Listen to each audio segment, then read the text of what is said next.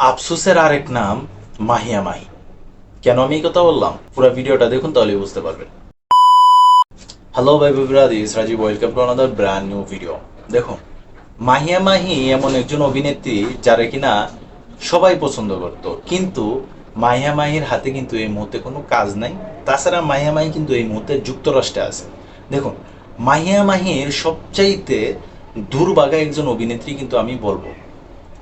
মাহিয়া মাহির career সেরা অভিনয় কিন্তু করছিল রাজকুমার সিনেমাতে। সত্যি কথা বলতে কি, রাজকুমার সিনেমাতে মাহিয়া মাহি যে অভিনয় করছে ওটা দেখে আমার কাছে কখনো মনে হয় নাই যে মাহিয়া মাহি এখানে অভিনয় করছে। আমার কাছে কিন্তু রিয়ালিস্টিকে কিন্তু মনে হয়েছিল, যদিও বা তার মেকআপের কারণে একটু বিরক্তিকর লাগছিল, তবে মাহিয়া মাহির কিন্তু এখানে কোনো দোষ ছিল না। তবে মাহিয়া মাহিরে কিন্তু আমাদের দেশের পরিচালক অনেকেই আছে যারা কিনা মাহিয়া মাহিরে ঠিকভাবে ব্যবহার করতে পারে নাই।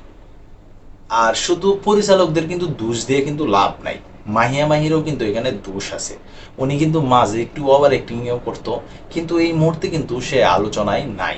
কারণ আলোচনা নাই, কারণ একটা এখানে রহস্য, সেটা হচ্ছে আমাদের আগের যে সরকার ছিল, মানে শেখ হাসিনা সরকার, আওয়ামী লীগ সরকার যে ছিল, ওই আমলও কিন্তু আমাদের মাহিয়া মাহি নির্বাচন করছিল, কিন্তু দল থেকে যখন নমিনেশন চাই তখন কিন্তু তার নমিনেশন দেওয়া হয় নাই।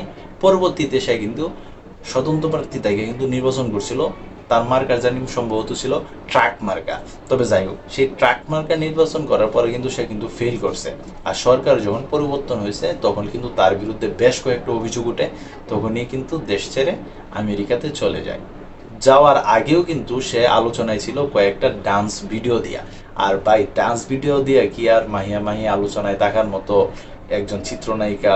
আমার কাছে বিষয়টা তেমন ভালো লাগে নাই যে চিত্রনায়িকা জাতীয় চলচ্চিত্র পুরস্কার পর্যন্ত পাইছে, সেই অভিনেত্রী ডান্স কভার কইরা সেখানে আলোচনায় থাকতে হবে। এই বিষয়টা কিন্তু আসলে শুনতেই কেমন শোনা যায়।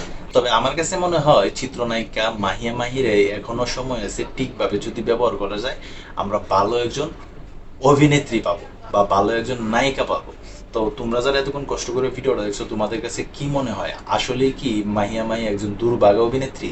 অবশ্যই কিন্তু তোমরা কমেন্ট বক্সে জানাতে পারো। আর তাছাড়া তোমরা যারা এই ধরনের ভিডিও দেখতে পছন্দ করো, অবশ্যই চ্যানেলটিকে সাবস্ক্রাইব করে পাশে থাকতে পারো। তো এই ছিল এখন মতো ভিডিও। তো সবাই ভালো থাকবে, সুস্থ থাকবে, আর হ্যাঁ, কাছের মানুষটা ভালো রাখবে। ধন্যবাদ সবাইকে।